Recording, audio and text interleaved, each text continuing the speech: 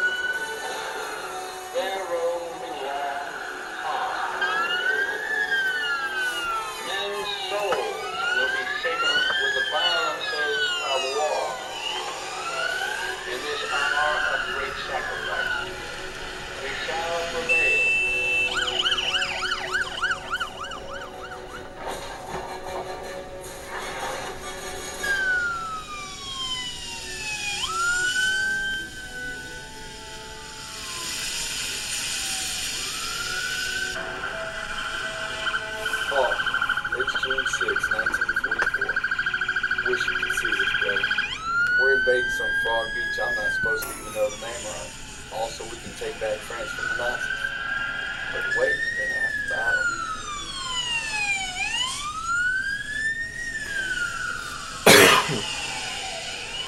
So you asked me for my watch, and I'm thinking, what the hell do you want my watch for? You're the captain of the goddamn football team, I made some good buddies in basic, and they're all on the boat with me.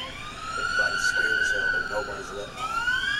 I hated Justin the first week of basic, but now he's probably the best friend I have in the world. He's always looking for trouble. If there wasn't already a war on, he'd be off trying to start one. I gotta keep all my fingers. I'm gonna take a photo of the year. Styles says he's gonna be a photographer for Life magazine. Kinda looks like Clark Kent, but when he takes off his glasses, the only thing that happens is he can't see shit. Hello's the best. Being honest,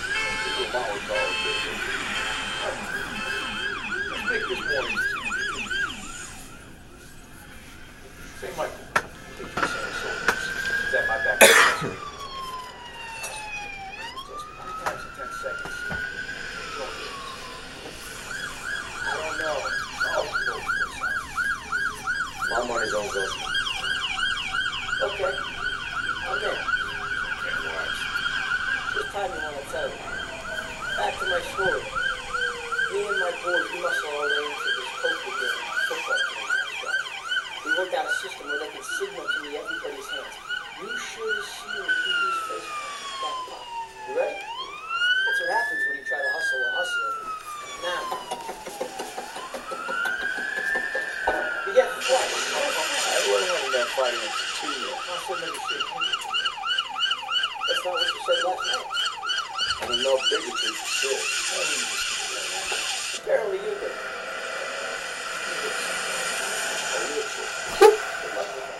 Oh! Briefings at 1800 with every way. I got us covered, Daniels. Don't move. Briefing's about to start. What the hell you boys doing? Yeah, Miss Sergeant Pearson. A real sweetheart. You think you're special, huh? Crowds are gonna eat your lunch. And not our lunch, Sergeant. Our lunch is secure. Watch your lips, husband. On me. Obviously, on a lucky street. You know what happened? Very close. There's Normandy. There's the line. We got this, Daniel.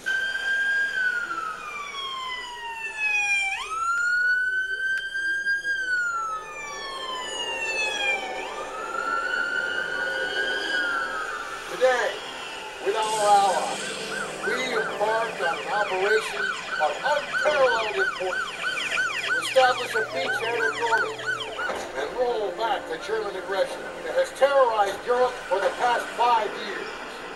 We are all that separates the world from darkness. This is so much more than a chance to be heroes in our own lifetime. If we prevail, our triumph will be etched into the hearts and minds of a grateful world for untold generations. I'm talking about glory, gentlemen. True glory. Colonel Davis sure can't get a nice speech. His pep talk reminded me of the one Coach Johnson gave us on the Thanksgiving Day game versus Austin. I'm sure you remember we lost that game by 42 points.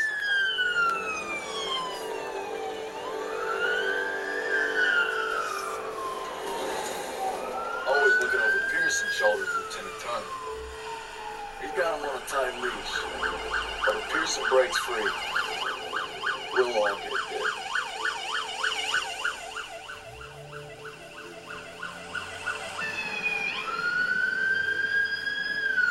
Ever since I could hold a rifle, I wanted to be like you, Paul. You've always been a tough act to follow. But I'm damn sure gonna try.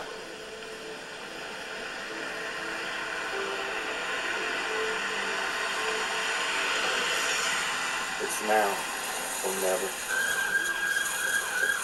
Hey, I wish I was coming home to her. Yeah, just wait till we hit Paris. Seems like a long way off. Remember, no digging in at the shore. You gotta advance. You need to stay low and do not bunch up. Stick to your training, you're gonna make it through. I'm proud to lead you fellas in the battle. Anytime, anywhere. All right, give it hell, boys.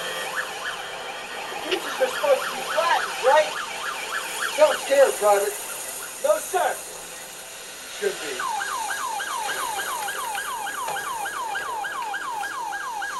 Daniel, got a light? Sure thing.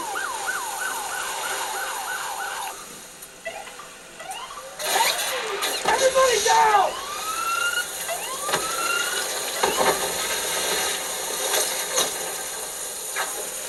Watch out! Get down! 500 yards! We're gonna have to pull off! No! Stay on mission! Taking us in! We must be drifting! I can't see the landmark! You heard the lieutenant. Full speed. Incoming! Hold tight!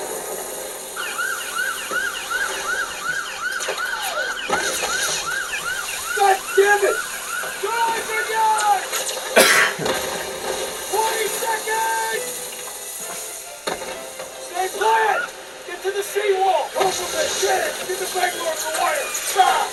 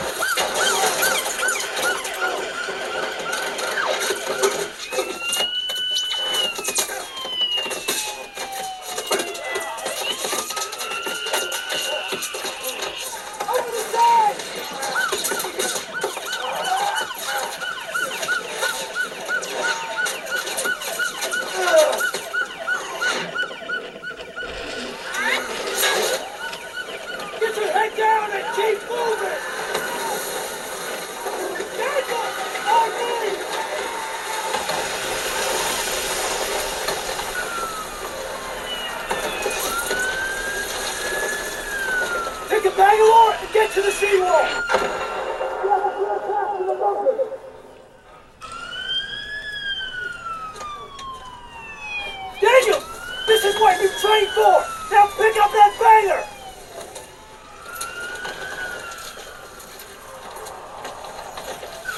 You can do this! Yes, sir! Oh, Jesus!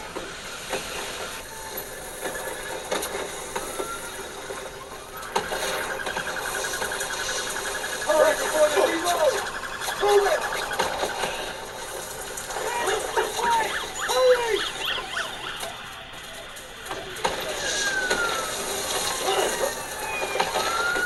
Sentries are killing us! Get off of me!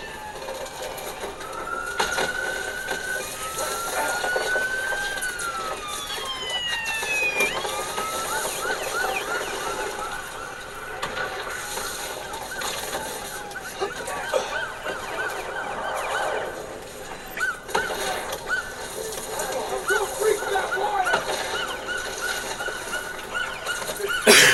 Daniel! Use the banger! I'll cover you! After we breach, keep pushing towards the bunker!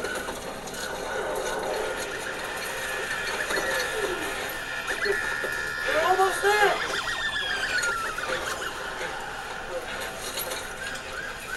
Pull it! Pull it! Fire in the hole!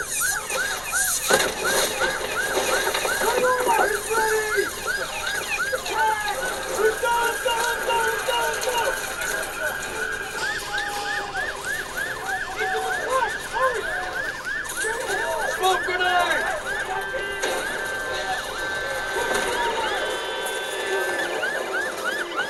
Smoke grenade out! Throw the smoke grenade!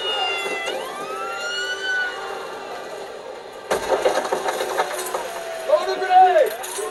Throw the smoke! Grenade out!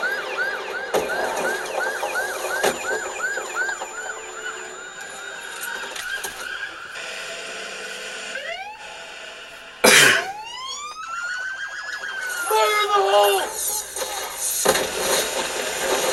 Everyone, it's ready! Attack! We're going! Tossing a smoke grenade! Into the front! Hurry!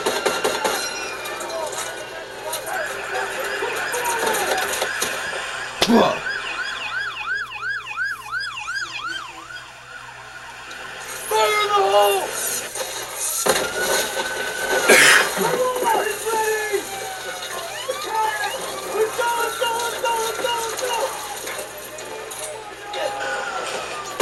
Into the front! Hurry! Fire in the hole! Everyone, it's ready! Attack! We're going!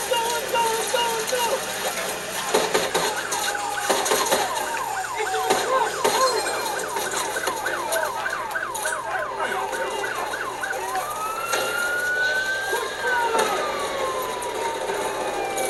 Bomb in the smoke! Bomb in a grenade!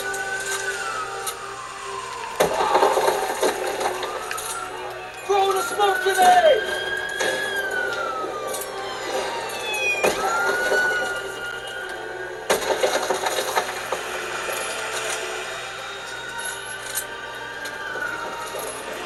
Throw in a smoke grenade!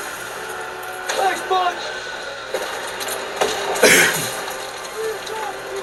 All right, here we go!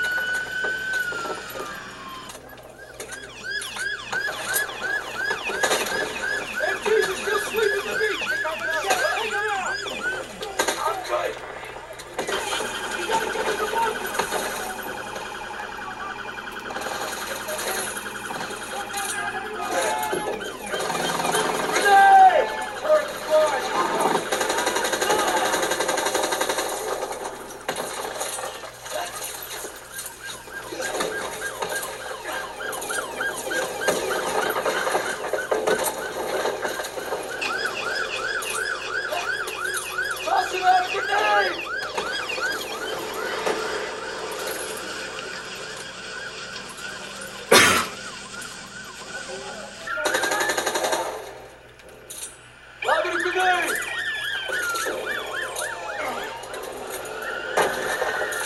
Throw the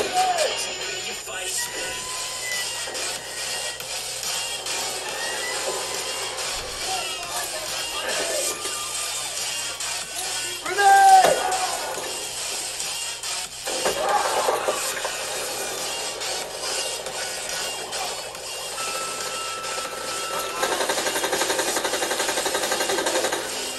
Officer clear, let's go! Everybody out, officer clear!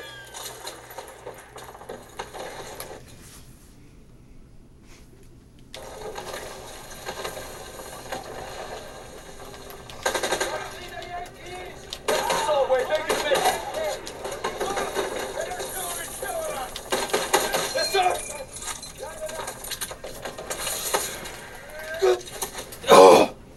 God damn it.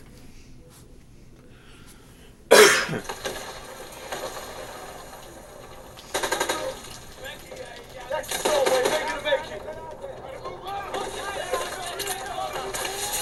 Yes, sir! Buh! Buh. This game's rigged.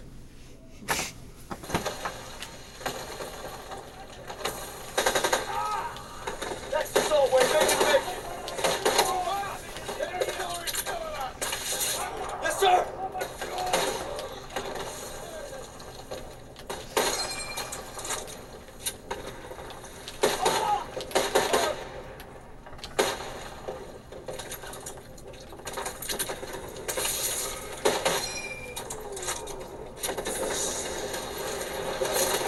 Go ahead!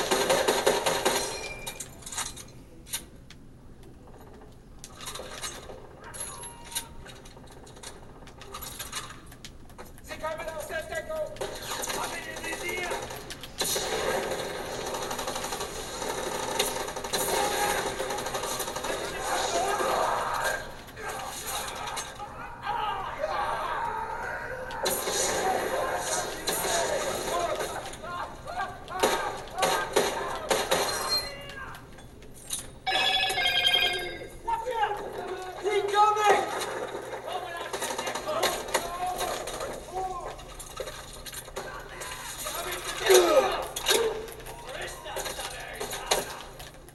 Buh! Buh! I was eating, but.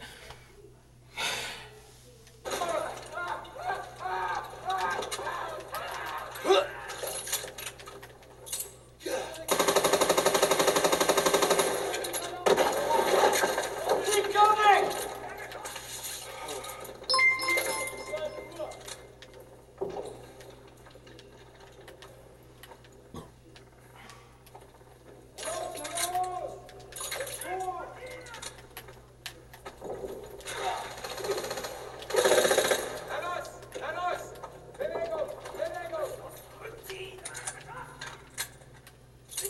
Grenade out!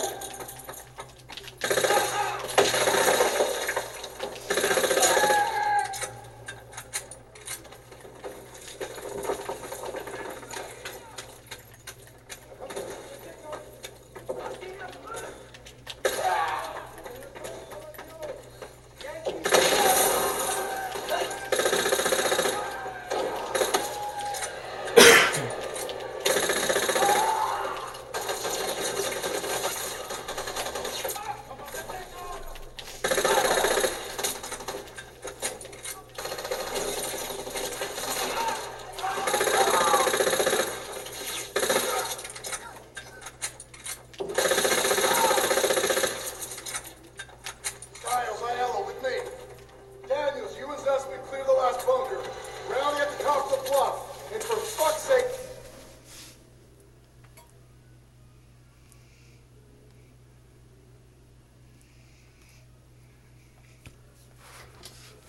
Don't get yourselves killed.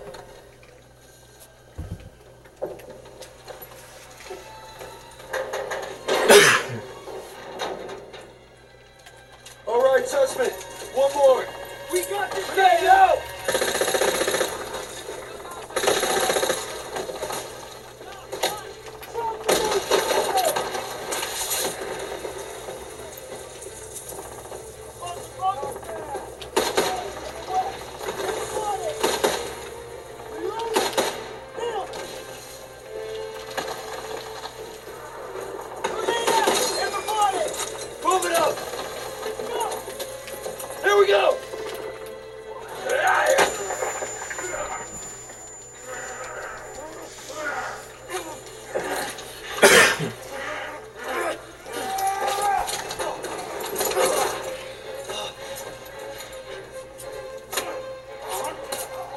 shit! Oh shit! Oh shit! Oh shit! Oh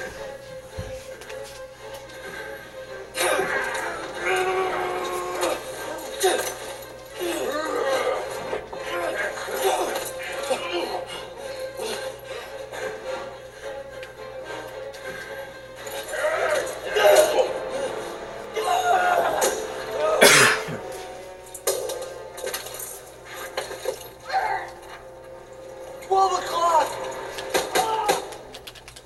Come here, buddy. I can't walk. Oh, shit. Get me the fuck out of here. We're gonna get you out of here. Stay with me.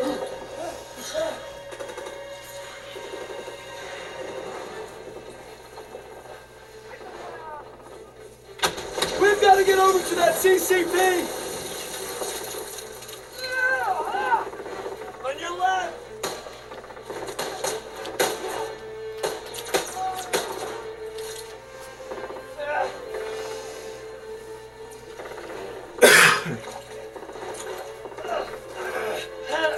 We gotta take cover!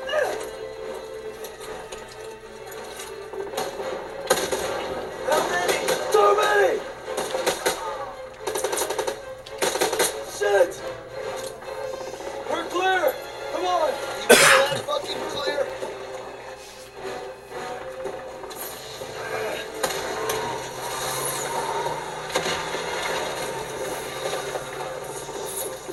I'm losing too much blood.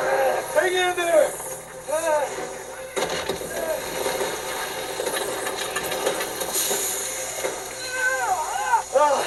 Keep your head down! Did you get him? They keep coming! Watch out! He's down! Let's move!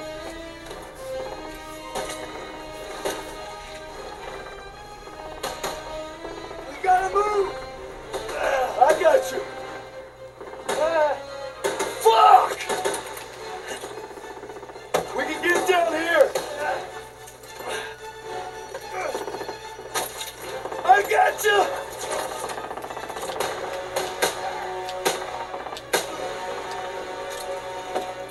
Stay down!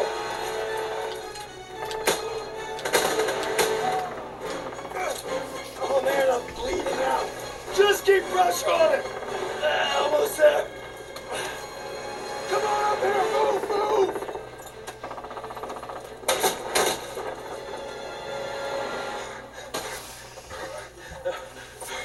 Okay, stay with me. Medic! I need morphine.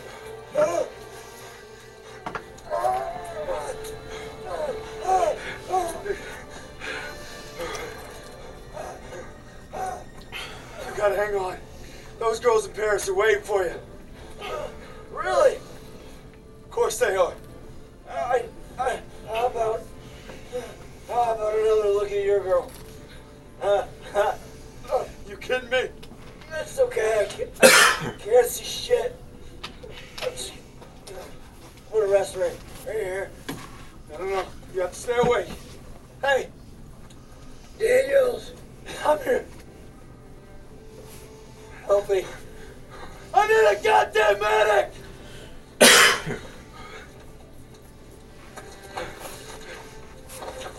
I got this! Go! You'll take care of him. I need you with me, Daniels. Listen up! There's a GPF cannon by the farmhouse up the road. It's tearing up the beach. Let's move! We'll come back for you. Check your ammo and grenades. You heard him. Up the road now. Move it up! Davis, I got ammo. It's here, Private.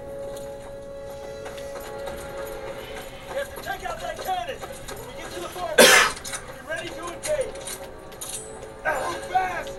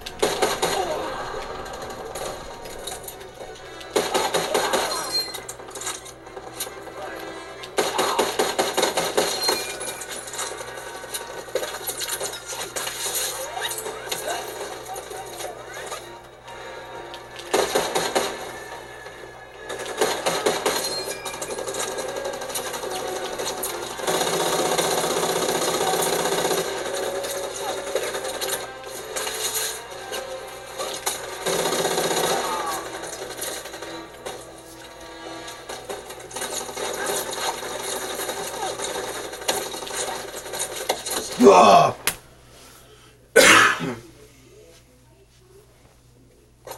we get to the farmhouse, be ready to engage. Move fast!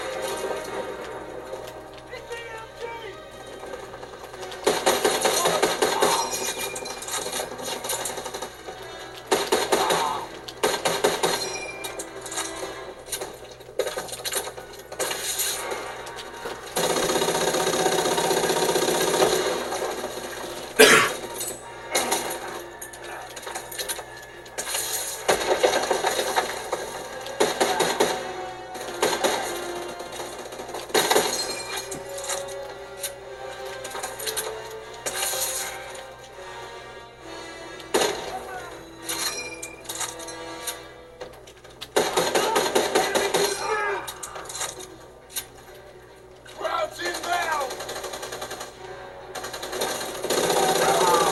Retake the cannon! Hold the position! Nobody gets through! Incoming! Here they come! Open fire! Someone get on the MG!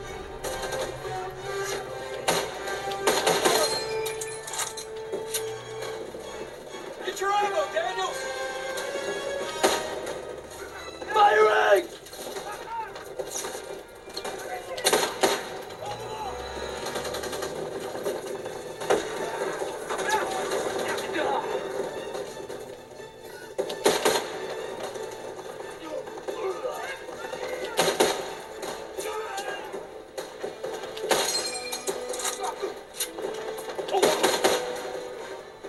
They're coming over!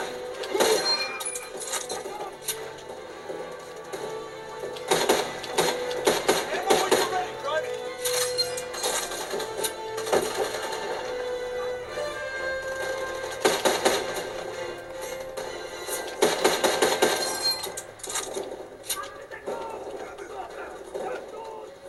By the tree! Ammo when you're ready, Private!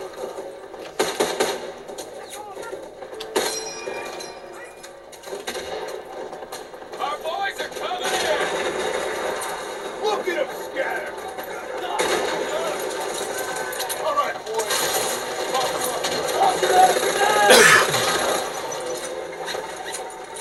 Clear! Slow down, Daniel! Thermal!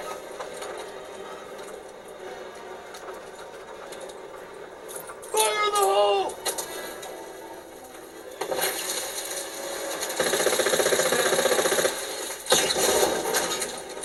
Good work, Daniels. All right, fellas, rally on me to the assembly point. Let's go. Pearson, I'll need a casualty report. We all saw it.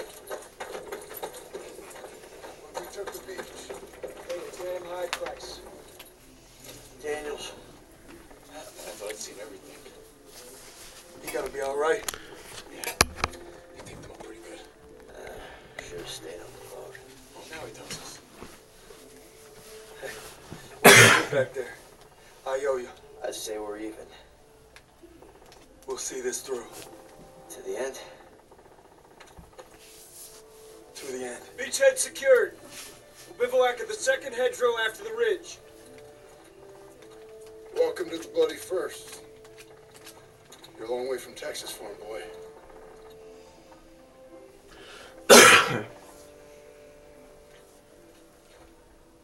None of us could have prepared for that.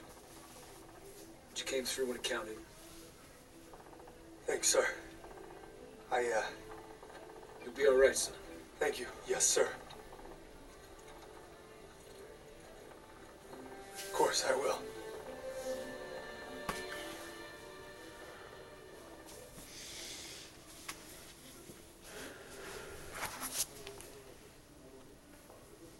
I don't know who the hell decided this was the best way to retake Europe, but I'll guarantee you one thing. They weren't on the beach with us this morning.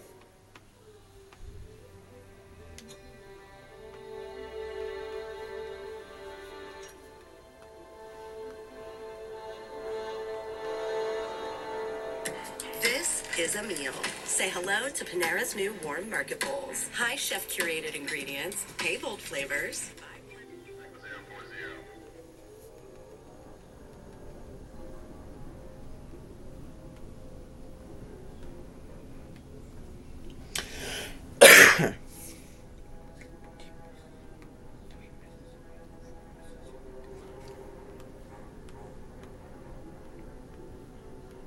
It's morning on January 19th, 1991.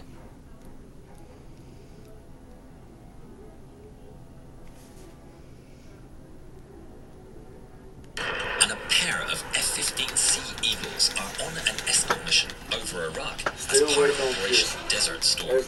Captain Cesar Rico Rodriguez and his wingman, Captain Craig Mole Underhill, are clearing the skies ahead of a formation of 36 aircraft tasked with striking targets near Baghdad. Behind them, there are waves of F-16s making their runs, diving with 2,000-pound General Purpose bombs. They release them, and the ordnance drops straight onto the Iraqi ammunition depots. Giant explosions rise from the desert. They're expecting anti-aircraft missiles, and the F-16s pull hard up, releasing chaff and flares at the same time. But instead of missiles, the Iraqi Air Force has dispatched 2 pairs of the most advanced fighters at their disposal, MiG-29 Fulcrums. Outnumbered, the Iraqis have been keeping their distance, searching for an opportunity to strike, when they're told of 2 F-15s, perfect targets. It's their chance, and the pair of Fulcrums races to intercept. In the F-15, Rico gets a message from his AWACS controller, Mark White. Rico, you have 2 hostile contacts. One bearing 040 for 35. Second is 340 for 65. Roger. We'll take the 040. Keep up! Let's go! Let's go! Rico chooses the most threatening target, and they turn to Way engage. past that! The Keep moving, F-15's goddammit! front-facing radars detect the contact, Stop and that like appears on their guys! screen. Contact. But it's not the only You alright? On another screen, Where's the rest? 20 Took him to attack the guns. It's his radar Beg for warning receiver, reinforcements. or RWR, We'll a come back device for that you. tells him when Hurry! enemy radars Raising can up! spot him. I'm being painted. MiG-29. I see it. Rico and Maul brace for action. Get down! Two Artillery pairs of run! enemies, both fourth-generation fighters, have each other on their sides, and they're heading towards each other in a supersonic joust. Stay low! Make it advance! Rico selects an AIM-7 Sparrow missile, but the Iraqis have a plan. They dive far below the F-15s, attempting to use the ground cutter to conceal themselves from the radar. Keep at it, boys!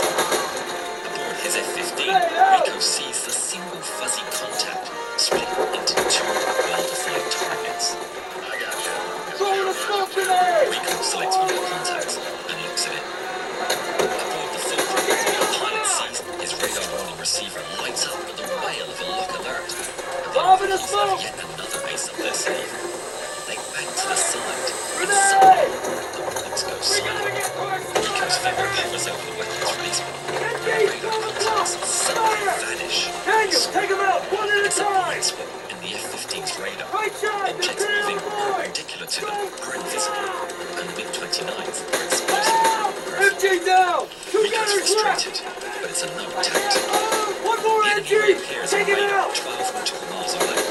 Clear it up! He looks at it one more time, doesn't fire.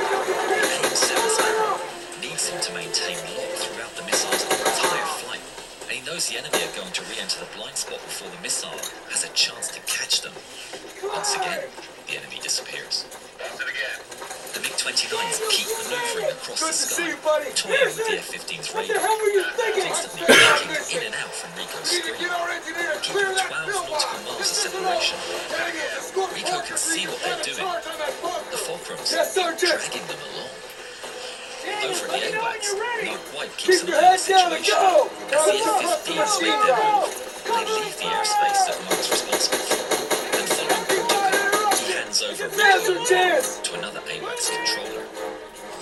Rico and Mark keep on chasing across the sky when suddenly their RWR beeps with an Go, go, alert go. and starts filling the detections up ahead.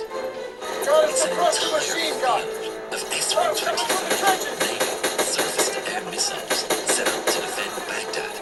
The enemy's trying to pull them Cover into a Parker, killing coming field. back. They're dragging us into the cities in the air. What are we gonna do? Rico checks in with the strike strike force and listens to the F-16s making their runs. If he and his wingman fly away, then the F-16s will be definitely intercepted by the MiGs. He makes a daring choice. They hold their altitude and deliberately continue heading towards the enemy trap, flying the strike force the time it needs. The RWR clicks every time the enemy radar scans the F-15s. They hear them getting more frequent by the second. We need to take your time. Come check out my new band. T-Mobile's got ultimate for just $35 a month and guaranteed for 5 years. At Amica, your time and peace of mind matter. Bundle your auto and home.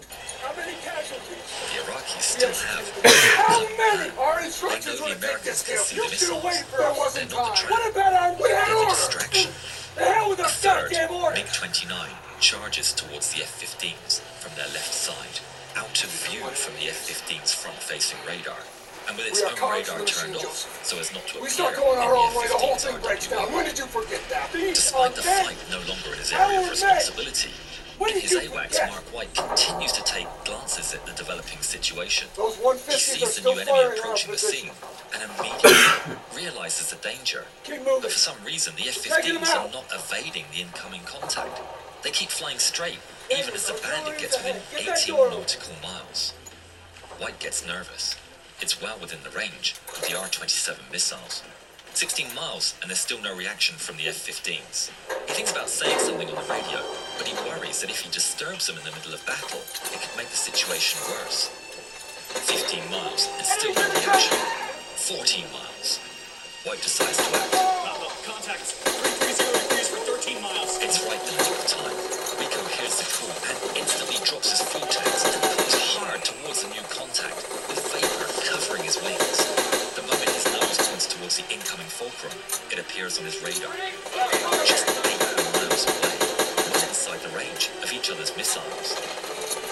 At the same time, the Iraqi pilot, flying blind without his radar, is informed that the Americans are right in front of him. Enemy's down! Daniel, He get a turns on his thermite on radar, that gun! and Rico appears on his screen. With this act, the ominous 29 appears on Rico's RWR. The two cutting-edge fighters are now aware of one another and are approaching at supersonic speeds. Rico selects the target on his display and locks it in, but he doesn't fire. The rules of engagement are that all contacts detected within 10 miles must be identified visually in case of a friendly F-117 Niger. Even with the 29 on the RWR and the imminent danger, Rico opens fire and orders Mole to run friend or foe. But there's no time. He selects Rico's aircraft and locks him.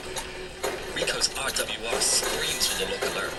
He immediately turns upside down and dives, releasing radar effective chaff.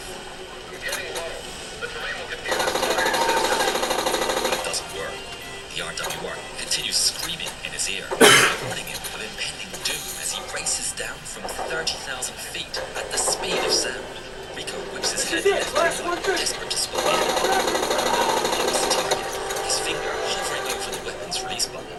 As he runs an ID procedure with the helm of intelligence We need aircraft. to sweep this area. Seconds feel a turn as they finally clear to engage.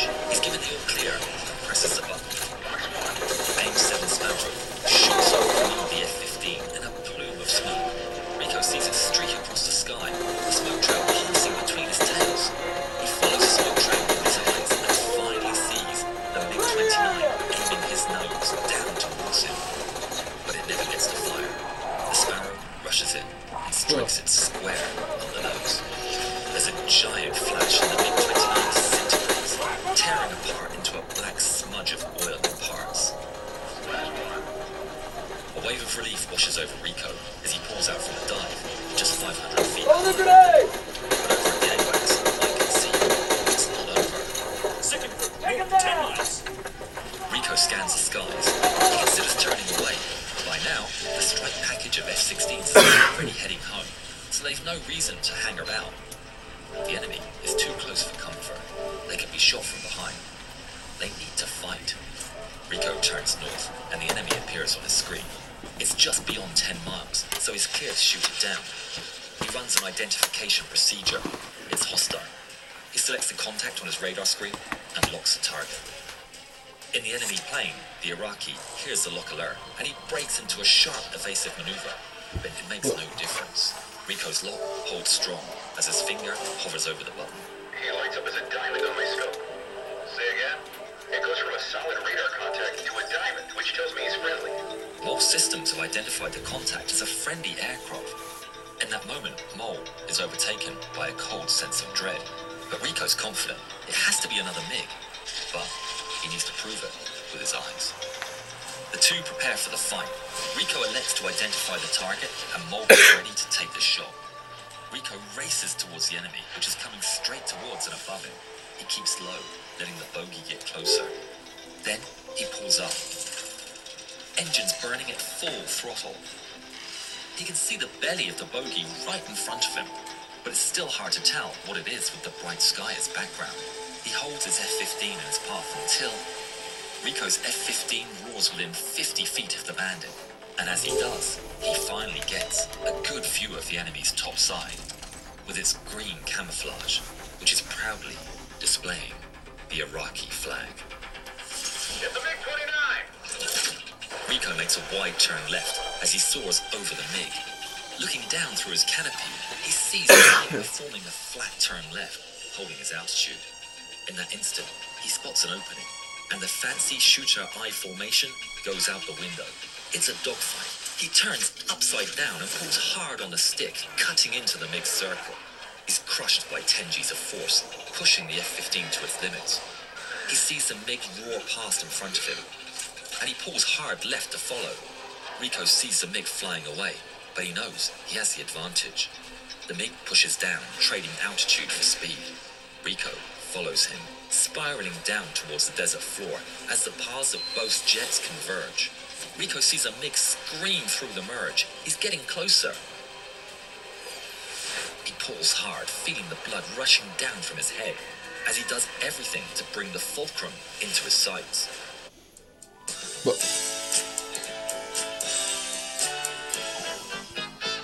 it's more than an SUV. It's your Chevy Equinox EV, going further on a full charge. Far above, Mole can see his leader tangling with the enemy and spots an opportunity. I can come in. Stand by. Rico can feel it. This one is his. He sees the MiG coming back and they roar past one another. He almost has him, but they can't keep up the trajectory as they're rapidly running out of altitude. Rico pulls with all he has, powering through 10 Gs of force. Through the crushing Gs, he sees the beautiful sight of the fulcrum moving into his sights. Rico selects an AIM-9 Sidewinder and starts to pull, aiming ahead of the MiG for the best chance of impact. But the Iraqi pilot sees it, and a desperate last-ditch attempt, he turns upside down and pulls hard towards the ground. Rico's ready for the Iraqi to try something, but he's shocked to see the MiG dive straight for the sand. He doesn't even think of following and pulls up to the left, letting the MiG go. The Iraqi pilot starts to pull up and is crushed by extreme G-forces as his plane continues towards the ground. The sand fills his windshield as he pushes the afterburners to maximum. His MiG screaming as it pulls beyond its G limits. He's doing everything to bring the nose up, but it's not enough. And the MiG-29 Fulcrum and its Iraqi pilot crash into the desert sand. Rico's heart races as he comes down from the adrenaline high. He's won. Mole appears 2 miles off his right, Tactical, right side. and Rico can finally afford to relax. Let's go home. Cesar Rico Rodriguez would tally up 3 victories total in his career, making him tied for the top spot of MiG victories for pilots after Vietnam. We hope both pilots like our film. It was close today. 2 same-generation fighters. True. Not like one of our F-16s ate hops for breakfast. Watch the full film here.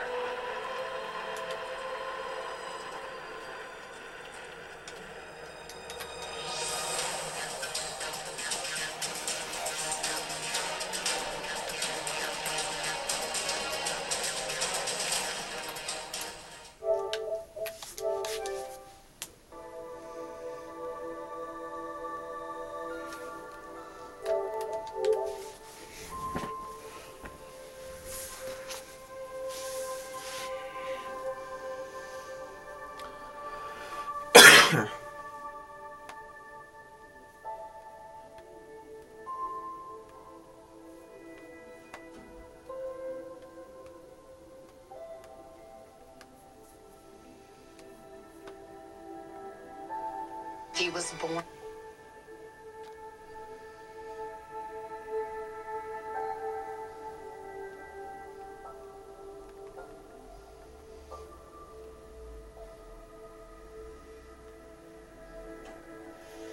Dead. Fun fact, during this...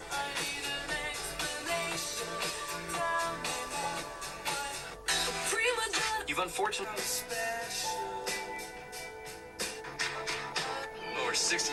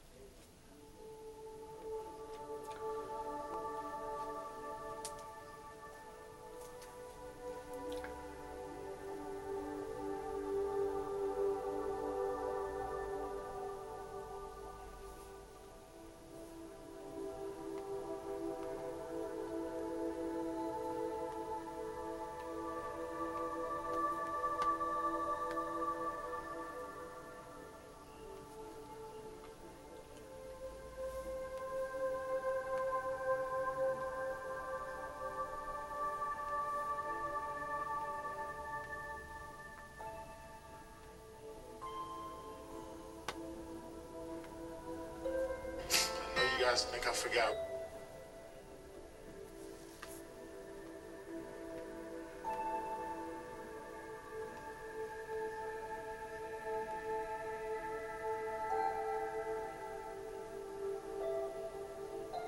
You say, bro? What you say? Tell me why you.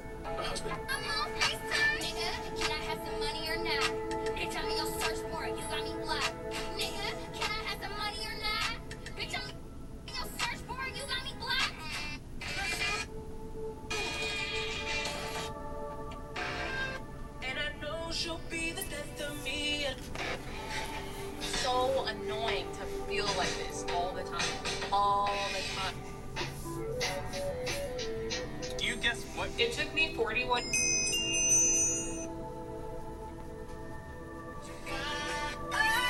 I skipped my high school ball, babe.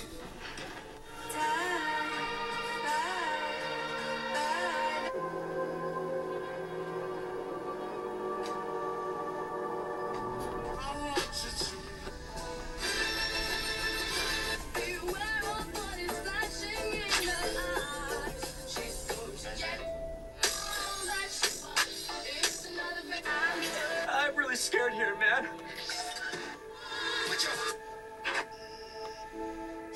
You say, hey, I was Beta, give me the information. He's like, fuck you.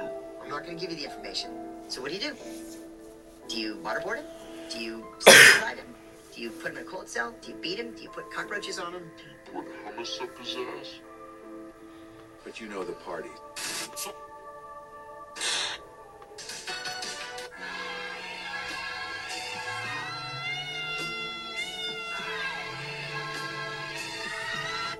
So I go back down. 5 minutes later, he knocks on 515. I said, come in. He comes in. I come out of the bathroom. I tackle him. Our liaison partners and our security guys bust in from the side room. I have him pinned down. And he's like, Allahu Akbar, Allahu Akbar. And he says, I'll fucking kill you.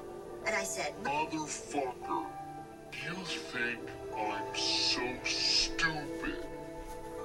that I didn't know you came here to kill me tonight?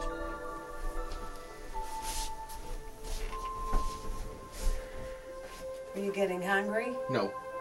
What are you doing? What? TikTok.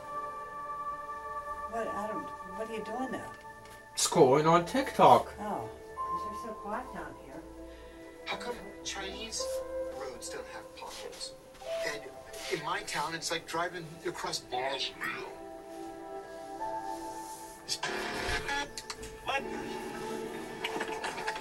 Where are you going? I'm going this way.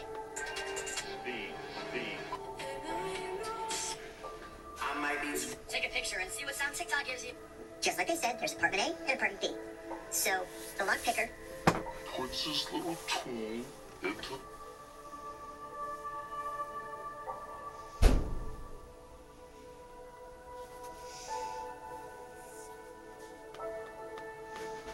the lock. And he starts doing this. A man ran onto an active runway at Phoenix Sky Harbor last night, got on his knees, and was begging pilots for something. They didn't know what to think. Take a listen. You see the guy over there by Golf 1, walking on the runway? The guy walking on the runway? Yes, sir. He's like waving his arms at me right now. So close. Now he's up. assassination of...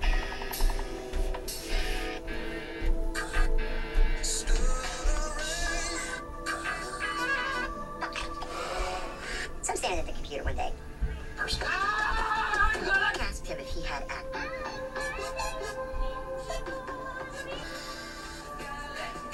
You have to keep the eyes straight. I just saw a video of someone saying that when they look up, their eyes look super weird. So I was like, call the scientist.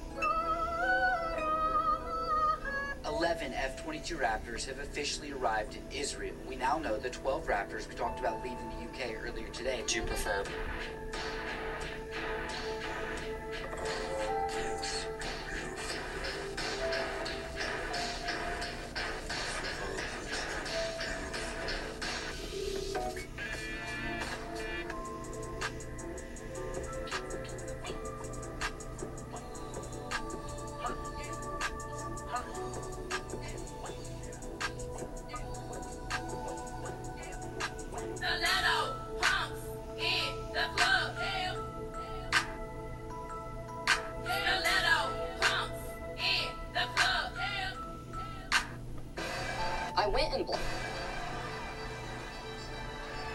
I went and blocked or...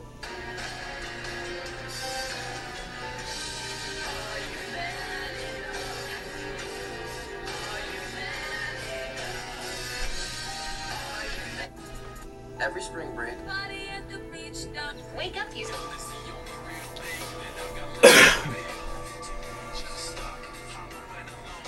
Well, we have a special guest that's going to come to the party tonight. We're all like, this, trying to keep warm, because these heaters aren't doing the trick.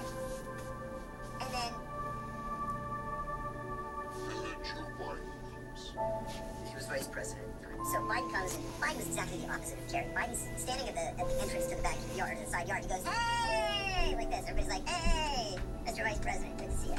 So he comes down. Mr. White.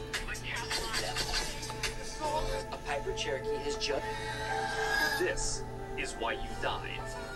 You fly straight. You are too high. You turn too late. It's not luck. It's geometry. Next time. They're gone. I told you about the trip that I did. I said, the order.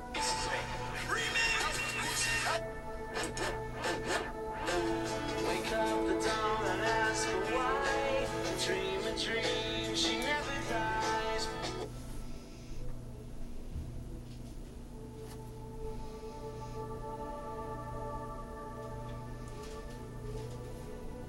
Why, that's it. If you told me. The man who fears 4 of the United.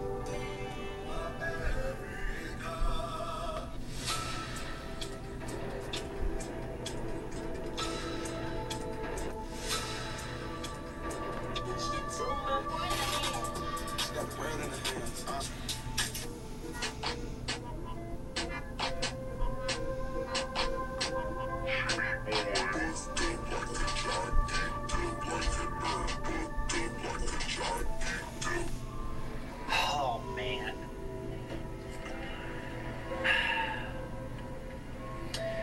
Dear Jesus, please help them. Cena, but there's our tower cam. That would appear to be a power flash. That could be from a lightning strike, but There was one.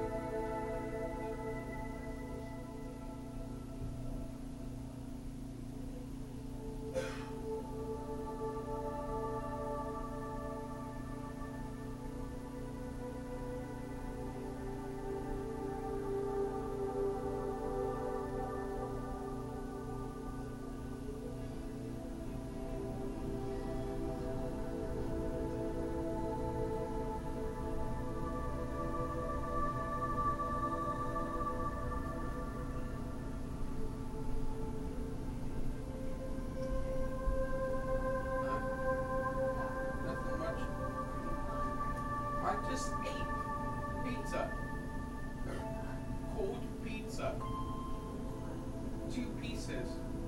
I don't know what it was. White pizza. Yeah. I don't know. Oh, I don't know what's it though.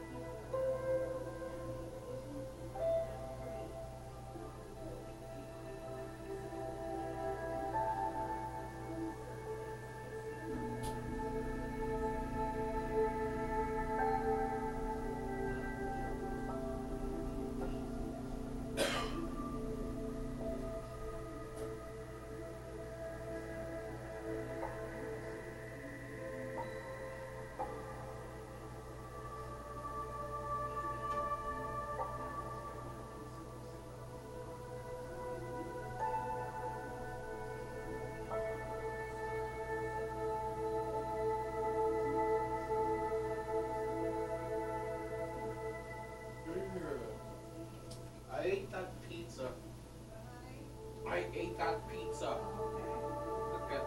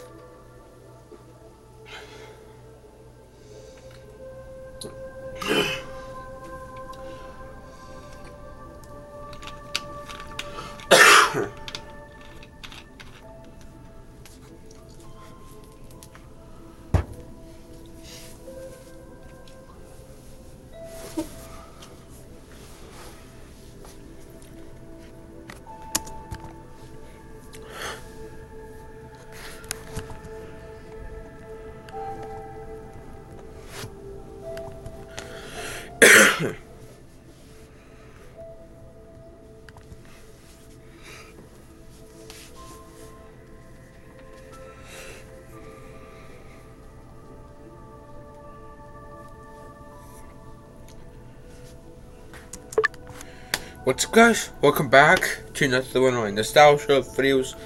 In this video, I'm also going to have nostalgia. So yeah.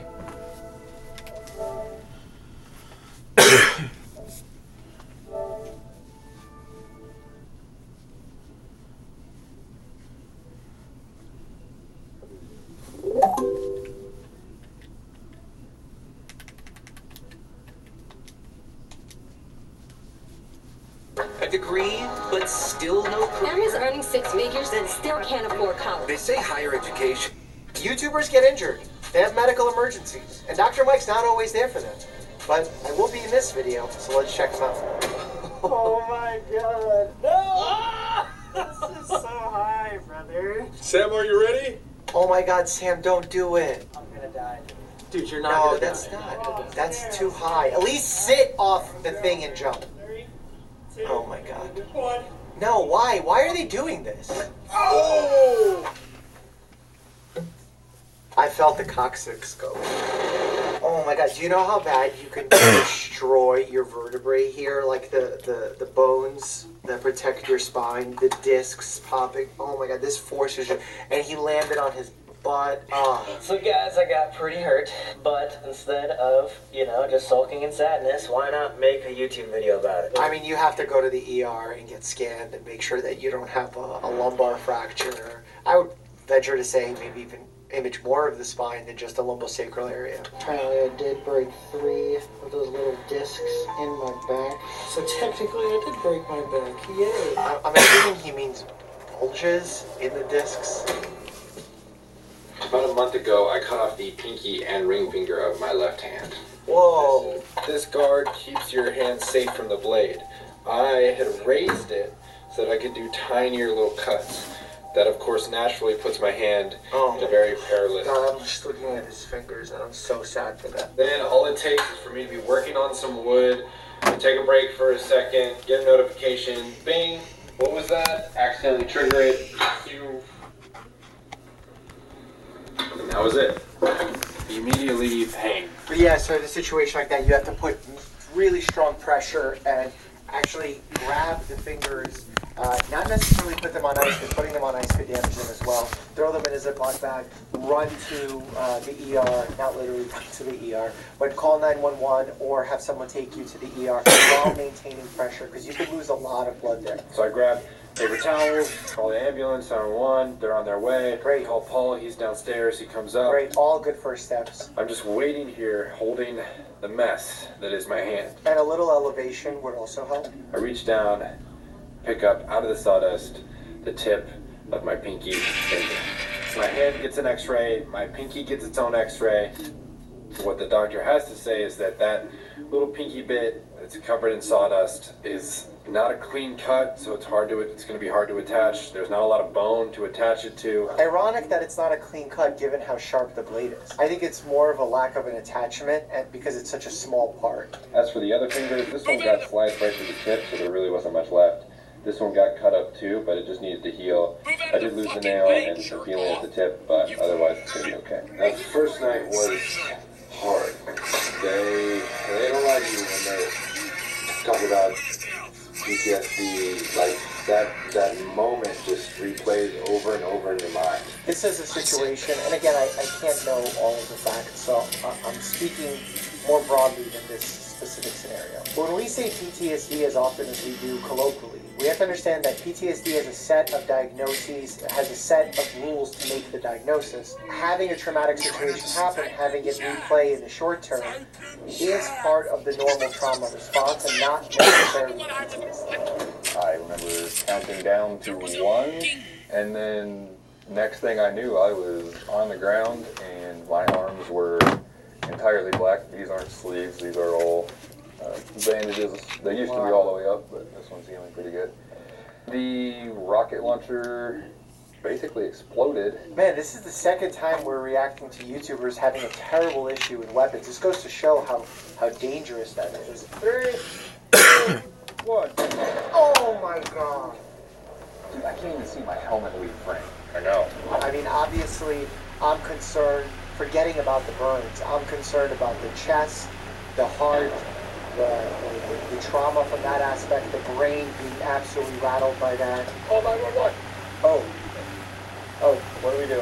See, like, he's getting up. We needed him to actually stay down and just wait for help, support him and contact him. The first thing I saw when, like, my eyes met your face was your jaw definitely got, like, shut somewhere it's not supposed to do. The lower part of this part of your jaw had, like, moved out, and it was pushing your skin out some, and the bottom part of your jaw, what's that thing? Is that the mandible? Yep.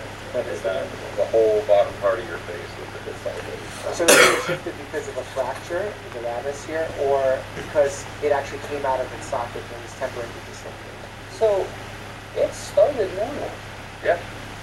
I mean, rockets moving, we can see some propulsion points, so it didn't instantaneously malfunction. If it instantaneously malfunctioned, you'd probably be dead, I'm assuming. Any of the helmet, I'll think of. TBI, traumatic brain injury, a temporal skull fracture. Wow, that's the side of his head. Causing a brain bleed.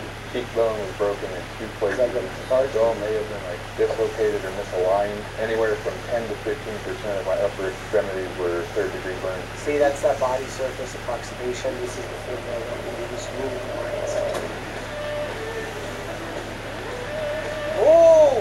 Oh my god, surfers impress me so much. Like, I have zero capability to do that. Wow. I have so many injuries, probably, from the waves, from the reefs, from the sharks. I'm sure that's a sea porcupines or something. Oh god, the musculoskeletal injuries. I'm sure there's concussions, too, because hitting water at that speed really bumps the head. I don't know what the problem is, what I got really bad.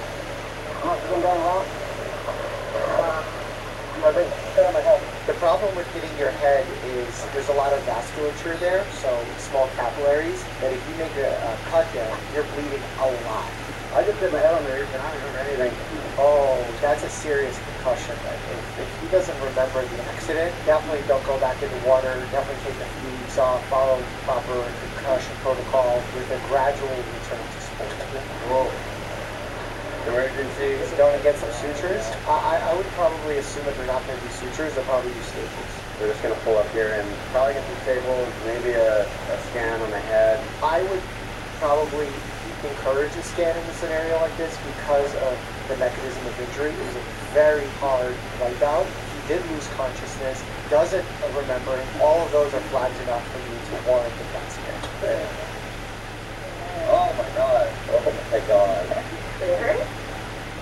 So that's just a little saline wash, they wash it out the wound. And the reason we use staples is because the staples can actually hold the wound together quite well. And when the staple removes, when they remove even easier. I would say dry for 24 hours. What? 24 hours? I would say do not go in the ocean until cleared by your physician. You just had a rough concussion. Last Sunday I was with Jeremy. We were filming a TikTok at the park. Texted me. He's like, yo, let's film a TikTok. And I was like, bet, let's do it. We went to the park, we met up. We were gonna film mine first, then Jeremy's. While in the process of filming the TikTok, I was like, yo, like it'd be cool if I jumped off this playground and did some 360 trick shot with this TikTok. I'm like, cool, let's do it. It's gonna be really easy. So I climb up the playground, I get on top of it, I'm looking down. I'm like, okay, it's not that bad. Oh my god, I'm worried about his ankle or his knee. Oh my god. So I jump off, I do some like 360. Oh my god. Oh my god. I'm gonna try and pause it to decide what's gonna happen. Because his foot is plantar flex, that puts it in an unstable position, making it more likely to tear his anterior talofibular ligament. But also how his knee is bent also puts it in a precarious position. That's near. Going to land. As you guys can see right there. Oh, the ankle. Ranger knows that if you're a school custodian, cleanliness is your top priority. That's why you can rely on Ranger for a range of cleaning products and equipment, from disinfectants to floor scrubbers. Ranger, for the ones who get it done. Welcome to Camp Life. Camp Bow Out.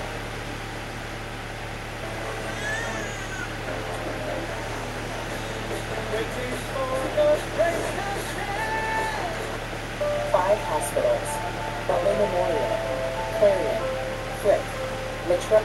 So there is a ligament on the medial side of your ankle known as the deltoid ligament. The thing with the deltoid ligament is that it's a very strong ligament, and what usually happens is if you experience a trauma strong enough to break that ligament, odds are that ligament avulsed a piece of bone.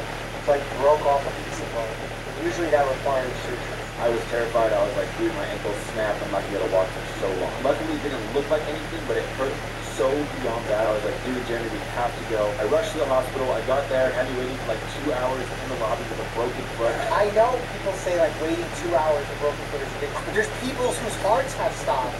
They need emergent surgery. So yes, broken foot sounds terrible, but sometimes triage needs to happen.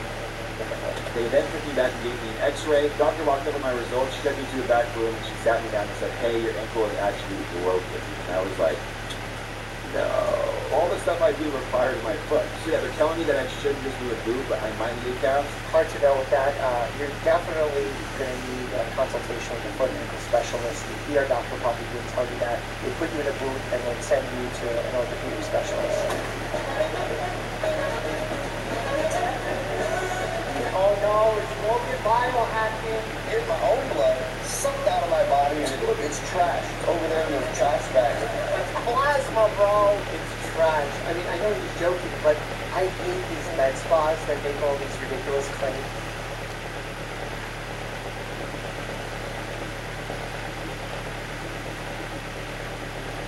With zero knowledge of what they're actually doing. Do you know your body naturally does this? And you don't have to pay for it? Getting rid of the toxins, I'm flushing all the bad stuff out.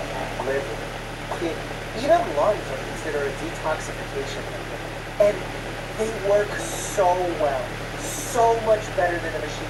There's so many signals that they're reading that the machine can't even comprehend those signals. So for example, when it comes to blood pH, your body does such a good job regulating that it's within decimal points of accuracy. You're doing great. Your organs are crushing it for you. You're doing amazing, sweetie. This is the human equivalent of an oil change. No, it's not a human equivalent of an oil change. A car does not fix itself.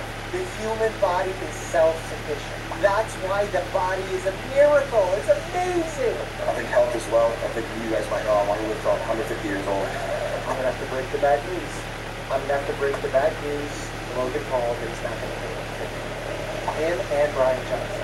We just feel like making this video would be the best way for you guys to understand what exactly happened in the past couple of days. So, about a week ago, my stomach started hurting a little bit. 2 days later, the pain was still there, and it was actually getting a lot worse to the point where I was losing my appetite, and I was feeling extreme discomfort in my stomach. The way that I like to teach folks to think about medicine, and I do this with my students and residents all the time, is as soon as we get the beginnings of a history, to already start twirling in your mind what is the leading thing on your differential, which is the list of diagnoses that could be to blame for the current situation. So I believe he's 20 years old, and 20-ish years old, 2-day history of stomach ache that's not improving in someone of that age, knowing nothing else about past medical history, family history. The top of the list so far, because the severity isn't quite there, is gastroenteritis, like a viral gastroenteritis, which is basically a stomach bug. But now, depending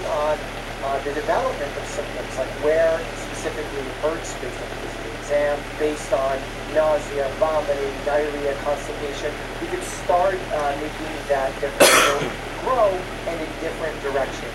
So for example, if there's right lower quadrant pain, appendicitis, more diffuse pain, perhaps there could be a colitis, which is basically an inflammation due to an infectious cause of the colon. If you're feeling the pain in your epigastric region, which is the middle upper portion right here, could be related to acid. Right upper quadrant could be related to gallbladder and gallstones. Again, pretty young and body habitus for that to be the case.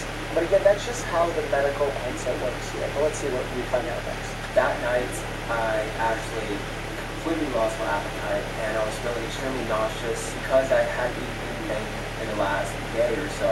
I was vomiting fluids and a little bit of blood. So that's already a little concerning. Nothing really to panic about, but worth getting medical care for, because in a situation like this, you're having trouble keeping fluids down. And when it comes to not eating, if you don't have an appetite because you have a stomach bug for a day or two, it's not the end of the world. But if you can't hold down fluids, that could put you at risk for dehydration, which could put you at risk for kidney issues, cardiovascular issues. So at that point, you'd want to go be evaluated by a doctor. He did mention that he had some blood in his vomit. It depends on the quantity of the blood that was noticed. Sometimes there's a tiny amount of blood noticed from the straining during the vomiting. And then if there's a tremendous amount, there's actually such thing as Borden syndrome, where through bearing down and vomiting quite profusely, you could actually tear your esophagus. When I got to the hospital, they ordered a CT scan and actually found that there was some fluid in my pelvis and my appendix was actually weak and inflamed. So what he's describing is appendicitis, and very frequently when there's appendicitis, you have inflammation. Edema also forms, and that edema is representative of acute appendicitis, which can warrant either urgent surgical removal or perhaps antibiotics, or sometimes both. I immediately drove over to another hospital where he would receive immediate surgery. On the way there, that's when his appendix actually bursted, and I'll never forget this moment because I've never seen Alex in this much pain in my entire life. His face turned pale, he was shaking, he was sweating, he was screaming at the top of his lungs. What he's describing is a septic picture, because what happens when the appendix bursts is you have this overload of bacteria into the abdominal space, and that abdominal space starts creating a massive inflammatory response, and you develop Risolis and acute abdomen. In a scenario like that, it's a surgical emergency. We got to get you to the ER for an operation as quickly as possible. After the surgery, there were a lot of complications because he didn't have any food or drinks in his system in the past 2 days. That's not necessarily a reason for complications. In fact, usually before surgery, we would like for you to be at without food by mouth for at least 8 hours. I'm not sure if that's just factually accurate. He kept waking up and passing out because he was just so dehydrated. I'm sure he was dehydrated by mouth, but remember, when you're getting IVs, the hydration is still happening, and the good part about IV hydration is it's very rapid, very quick. I'm sure he was dehydrated to some degree, but that hydration happens very quickly, and any potential acute kidney injury repairs quite quickly because he's young and otherwise healthy, and again, IV hydration works quite well. These are incredible survival stories. Click here, check them out. As always, they're happy Ted.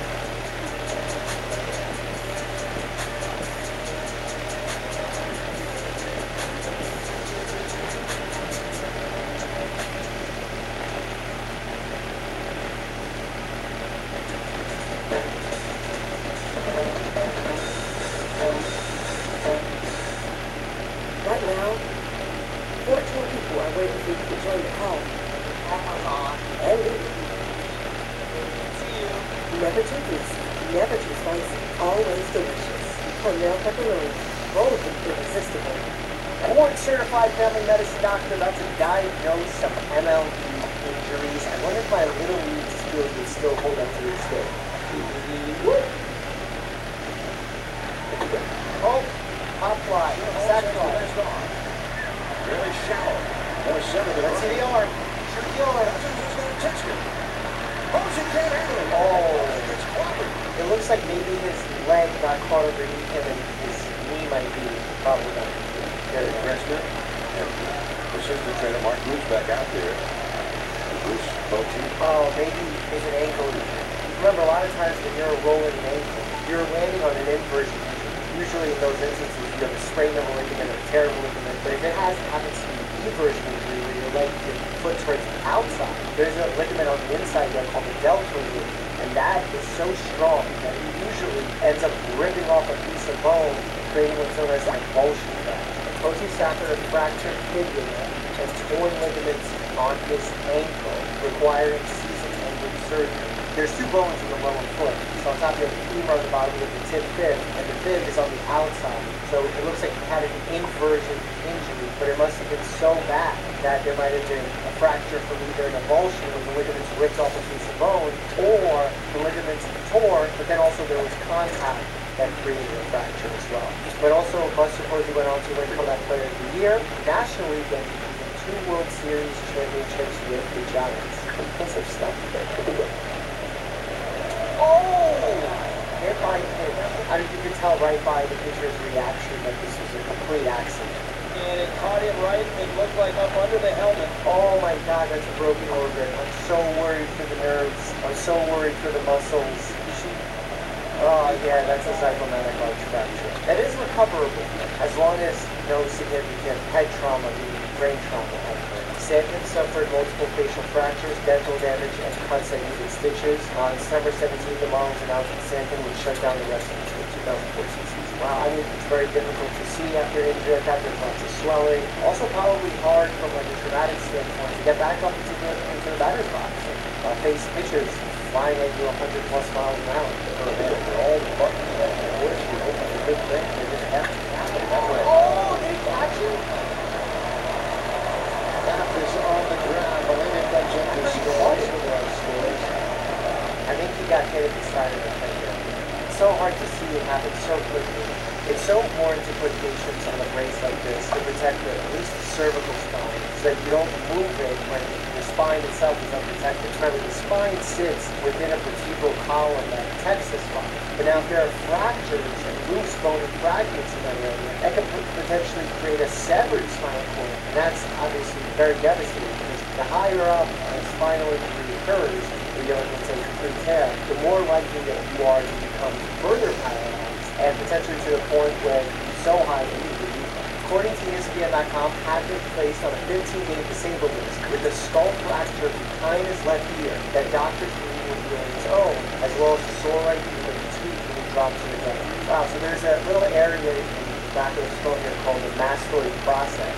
Not related to this, but what's interesting about the mastoid process is that if you have an ear infection, let's say an inner ear infection or a middle ear infection, if untreated, can actually progress in some instances to an osteomyelitis, which is an infection of the bone directly near the mastoid process. Which is why, whenever we do an exam, we might feel this area to see if it is uniquely technical.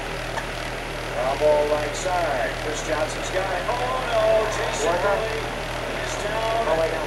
That's the problem with a lot of these shoes. Whenever you try to change direction, you get stuck in the ground. He's ready. All the way over there. Interesting. I wonder, okay, there was no misstep? Was it a stress fracture that fired? This one looks pretty loose there. Atlanta Braves closer Jason Grilli suffered a torn Achilles while running to cover first base during the 9th inning against the Colorado Rockies. The issue with not having an intact Achilles is you have no control of your foot, so your foot essentially drops. When a patient comes in and if you want to see if the Achilles tendon is intact, you essentially squeeze the calf. And when you squeeze the calf, you should see the foot flex. If you're not seeing that flexion and the foot moving and squeezing the calf muscle, that's considered a positive Thompson test. You would suspect that there is a tear, either a full tear or partial tear of the Achilles tendon. Look in, get my sign. Oh, one-handed pitcher? I wanted to hide my grip. Worried about the third base coach, worried about the first base coach. Oh, because he was worried about the coaches tipping off the play. Set. Eyes still on the target. I mean, his eyes are kind of on the ground.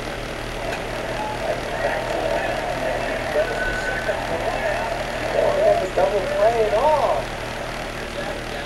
Finger to a full count in the second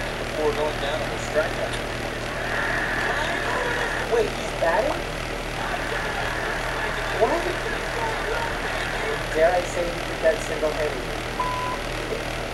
Three men on. This one almost gets raised. Elbow injury.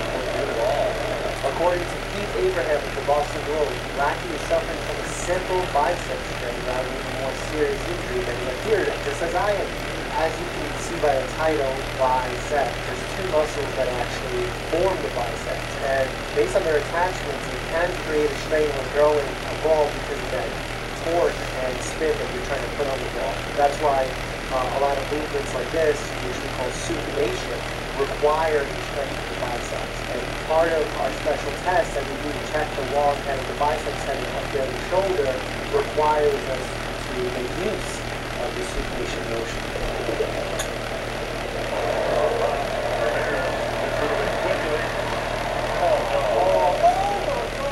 Anytime you have neck hyperextension, you start threatening the arteries in your neck. Most likely to be injured the other vertebral arteries in the back of the neck that run on either end of the spine. And you also have the carotids that just so much can go wrong there. Ramirez had to get rid of it quickly because he knew Lewis runs well. Thank goodness his outstretched hands took some of the force. And yes, I know he still was about it. He landed on his head. Lewis appears to be okay now. He's okay? Incredible. I mean, less of the momentum is carried, but there had to be some kind of strain on the anterior steer. At least the sternocleidomastoid. No, I'm not. I just don't want to deal with you. Oh, you're mean. What's wrong, man? Hey, you mean to me? I'm scared to see you. No, Dorothy. Oh, they changed the bottoms on these? What? Oh, On what? Never mind. Never mind on what? Buddy? Nothing! Pet you like the dogs. You're mean. No, not. I just don't want to deal with life.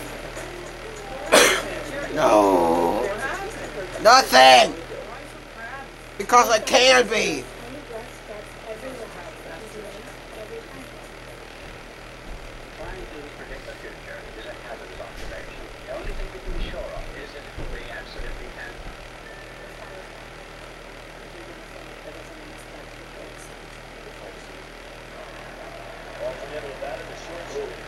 Sharp out wide.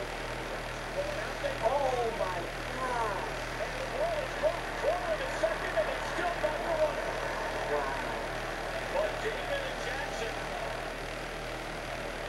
You gotta call it. Oh, they ran head first. I have been a witness to these types of head-on collisions during soccer matches where both people went up for a header, and that clunk, that sound, nothing can prepare you for hearing two skulls crack this. And even the injury is initial when they bump into each other, but then when their heads hit the ground, that's also the secondary injury that could be equally as problematic as that one. You gotta remember, the brain sits in the suit, so when you rattle it one way, it's gonna come back the other way. It's called a counter-coup injury. Johnny Gaiman was on the ground for 9 days before taking off. He had a significant concussion, but was alert and awake when he was taken to Highland Hospital. And those types of injuries can become really problematic. There's all sorts of bleeds that can happen in the brain, both epidural and subdural, depending on which layer above the brain is bleeding. So very Ellen, for years, the Giants held out and said, just put Giants. Now, Matt Williamson will be their next star outfielder. Put the Padres in.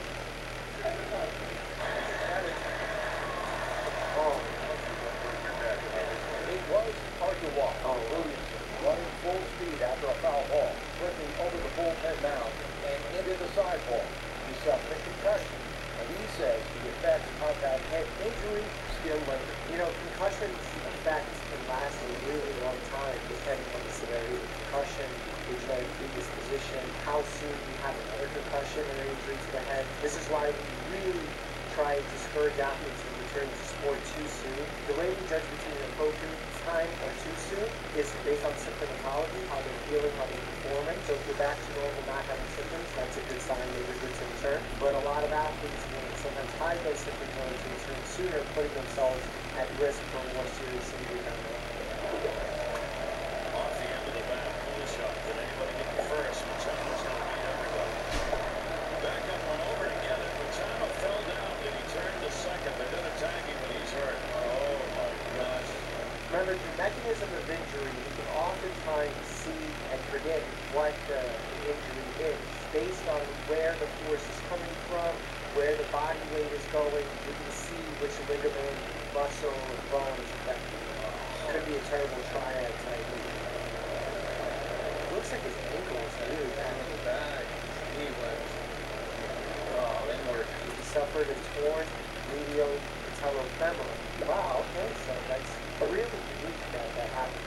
And the way doctors make this diagnosis is a few ways. One, we'll look at the mechanism.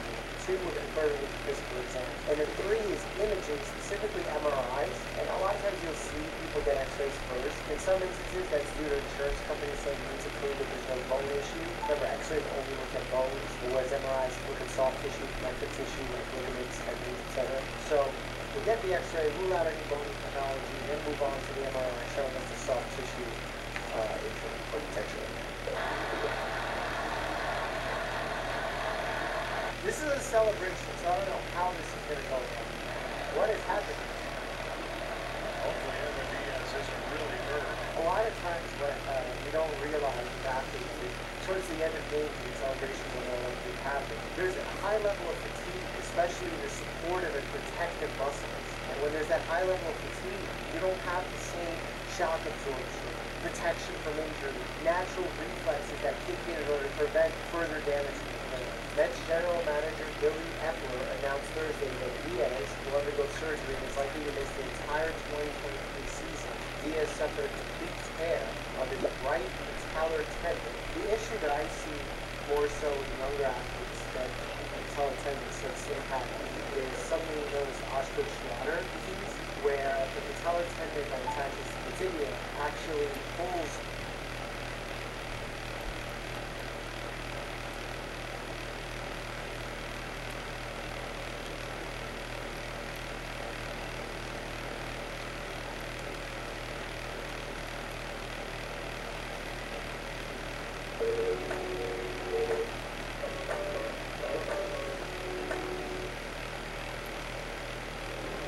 On July 19, 1989, United Airlines Flight 232 takes off from Denver, Colorado, heading towards Chicago.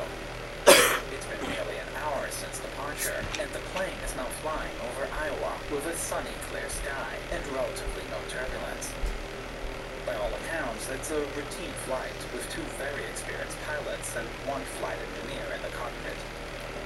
The plane is on autopilot and is now doing a turn towards a heading of 95 degrees. But then, suddenly, with a violent jolt, everything changes.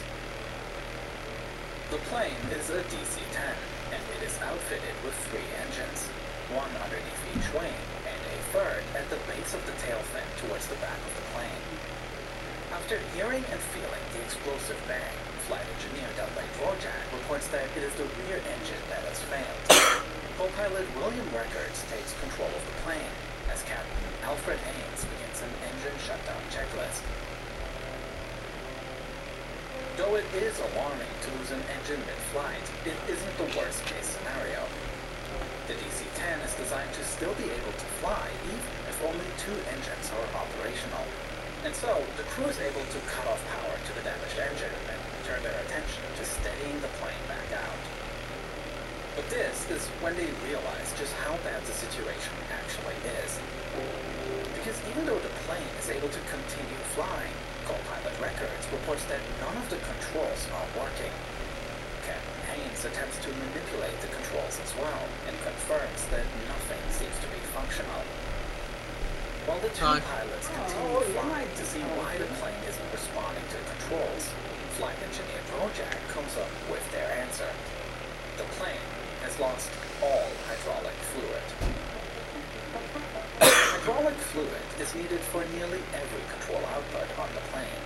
For example, in order to make a plane bank to the left, a pilot will turn the control column to the left, causing the left aileron to move up and the right aileron to move down. The hydraulic fluid is a pressurized liquid that allows these ailerons to move up and down once the control column is moved. If there's no fluid, there's no pressure that forces this movement, no matter how hard the control column is turned left or right. Now, because hydraulic pressure is so vital to flying a plane, there are actually 3 separate hydraulic lines that run through a DC-10. These hydraulic systems are independent from one another, so that if one should fail, there are 2 others that can continue providing hydraulic power. There is no procedure to follow should all 3 fail, because the likelihood of this happening was found to be 1 in a billion, virtually impossible. And with no hydraulic fluid left, the plane begins banking to the right. If this continues, the plane is in danger of fully rolling over, a situation that there's no recovery from. Flight 232 will crash. Thinking quickly, Captain Haynes realizes that even without hydraulic fluid, they still have at least one control that they can manipulate: the engine throttles. By decreasing the power to the left engine, Haynes is able to slowly level the plane back out. And with the immediate danger addressed, the crew can now turn their attention to the bigger issue. They have no way to fly this plane. Now what the flight crew don't realize is that even though all 3 hydraulic lines run separately, there is one section in the back of the plane where they come within close proximity, near the rear engine. Later investigations will reveal that within the engine, a fan disc had been produced using metal that was not completely pure, and this manufacturing defect went unnoticed. A crack began to form with each flight the aircraft took, until finally the disc couldn't hold anymore and broke apart within the engine. The resulting explosion severed the hydraulic lines to this rear engine, but it also sent shrapnel flying all around the area, towards the same section where the other 2 hydraulic lines come close together, severing them as well. The result was all lines bleeding hydraulic fluid until they were empty, leaving the flight crew helpless. At this very moment, a flight attendant comes to the cockpit to get an update on the situation. She can immediately tell things aren't good, and this is confirmed when Haynes tells her to ready the cabin for an emergency landing. Once she returns and begins instructing the other flight attendants to follow suit, she is stopped by a passenger sitting near the back of first class. He asks for information about what is going on, and he seems relatively calm given the situation. That is because he is no ordinary passenger. His name is Dennis Fitch, and he himself is a pilot. But not just any pilot. Fitch is actually a flight instructor for the DC-10, the very aircraft that they are on board. The flight attendant tells them that the rear engine is shut down, and that the captain has reported that all hydraulics are lost. Fitch can't believe what he's hearing, as he knows this aircraft in and out, and understands just how unlikely that could be. And yet, if it is true, he also knows that they are almost certainly doomed, because he has studied a previous flight that has had this exact same problem.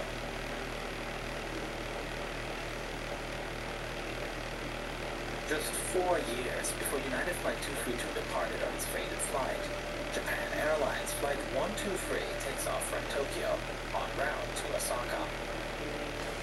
It will be a short flight, about 1 hour, but nonetheless, the journey will be made on a Boeing 747.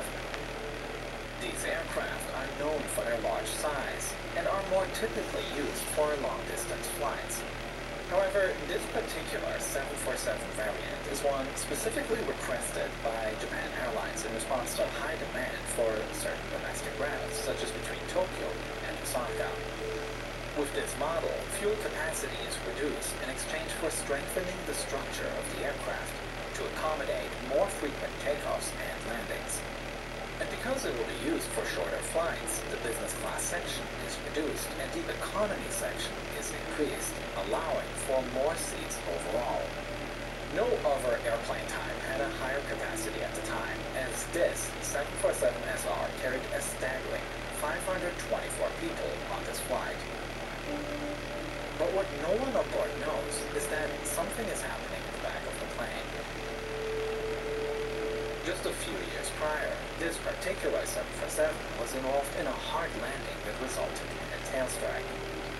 There were even some injuries, but no casualties, and the plane needed some serious repairs, especially to the pressure bulkhead in the back of the plane.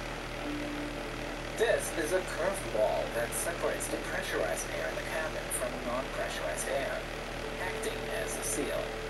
Half of this bulkhead was damaged during the tail strike, and so repairs were carried out. The lower half dome of this bulkhead was therefore replaced. But this is where the fix wasn't done properly. In the correct installation, a single splice plate is used to connect both the upper and lower half of the bulkhead. This way, the loads are transmitted evenly across 3 rows of rivets. But during the repair, instead of using one single sheet, the splice plate was cut into 2 parts. This is a big mistake. The top rivet is essentially not carrying any load, as it's not even connected to the lower bulkhead anymore. And so, with each flight after the repair, cracks began to form around this area. And every flight the plane took, pressurizing and depressurizing the cabin, the cracks grew worse and worse. It was only a matter of time until the bulkhead couldn't hold anymore. Only 12 minutes into Flight 123, all 524 occupants feel an explosive decompression as the pressure bulkhead fractures. Pressurized air rushes into the space behind the bulkhead, an area not designed to handle the instantaneous pressure change. This causes more ruptures in the back of the plane, and the vertical tail fin blows off the aircraft.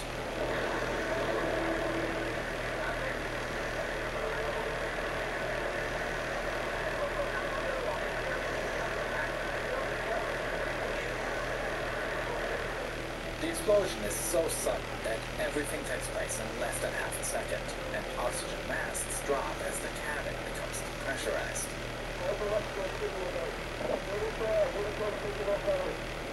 The flight crew immediately calls out to the Tokyo Control Tower and requests authorization to return to the airport.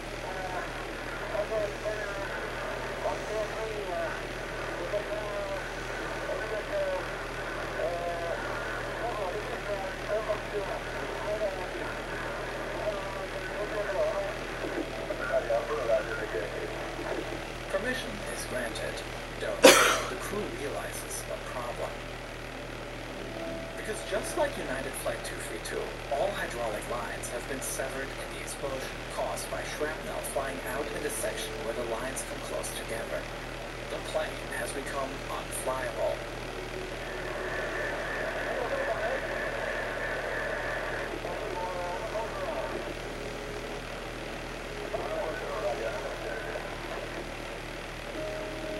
With no controls and now a missing tail fin, the plane begins dipping forward and back. This is called fugoid motion. Essentially, as the plane descends, it gains airspeed. But this additional speed causes lift, which makes the plane climb. With no control surfaces to correct this motion, the plane continuously rises and dips in a wave-like pattern. The flight crew realizes that the only control they still have left is engine thrust, so they begin increasing and decreasing the plane's 4 engines in an attempt to steer back towards Tokyo. If they want to take a right turn, they increase power on the left engines and lower power on the right. It is an extremely difficult process, but even still, the crew is able to make some progress in getting turned around to head back to Haneda Airport, and they are decreasing their altitude. But now, they have yet another problem looming ahead of them: the Japanese alt.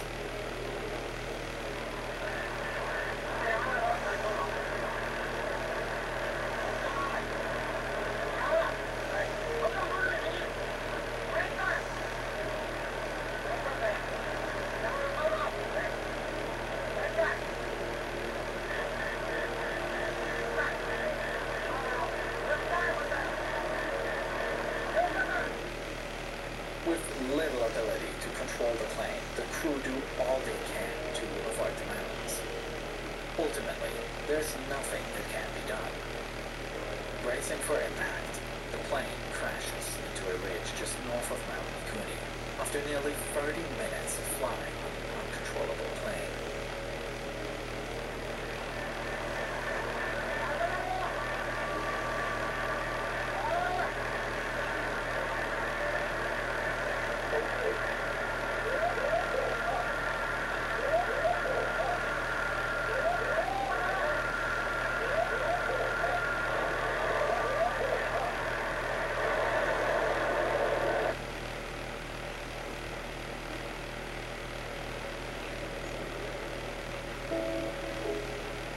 Rescuers immediately dispatched to the area, but the situation is dire. The 747 crashed high in the mountains, far past the point any road or path would reach, and with the sun taking away the last bit of daylight, it is virtually impossible to land a helicopter near the crash site. After flying over the burning debris, rescuers believe it is impossible that anyone could have survived. Nearly 14 hours after the crash, with the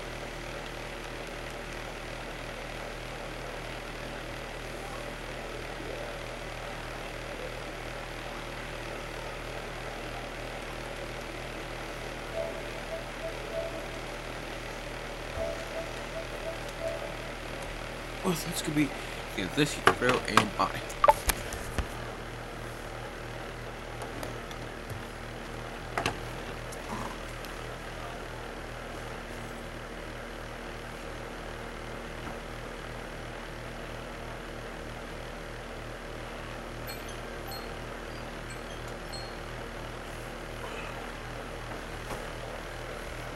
Well, that's gonna be this video and bye.